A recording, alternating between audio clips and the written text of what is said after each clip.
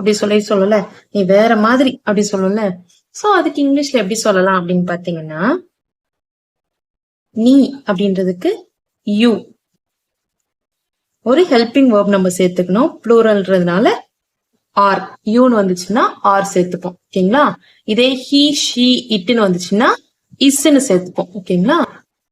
வேற மாதிரி அப்படின்றதுக்கு சம்திங் எல்ஸ். வேற மாதிரி அப்படின்றதுக்கு இங்கிலீஷ்ல something else. You or something else. நீ வேற மாதிரி. You or something else.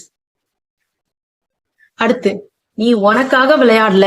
இந்த போட்டியில நீ உனக்காக ஃபர்ஸ்ட் விளையாடவே இல்லை, மத்தவங்களுக்காக விளையாண்டுட்டு இருக்க. நீ உனக்காகவே விளையாடல அப்படி சொல்லுவல. அதுக்கு இங்கிலீஷ்ல எப்படி சொல்லலாம்னு பாத்தீங்கன்னா, நீ. நீனா யூ. இப்ப ஹெல்பிங் வர்ப் யூன்னு வந்துச்சுன்னா என்ன சேர்க்கணும்? ஆர்.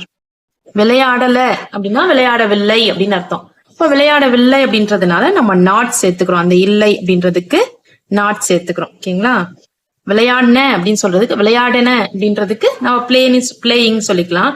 அதே விளையாடவில்லை அப்படின்னு சொல்லும் போது, விளையாடல அப்படின்னும் போது விளையாடவில்லைன்னு அர்த்தம். அப்ப விளையாடவில்லைன்னா நாட் பிளேயிங். விளையாடினதுக்கு பிளேயிங், விளையாடலைன்னா நாட் பிளேயிங். ஓகேங்களா?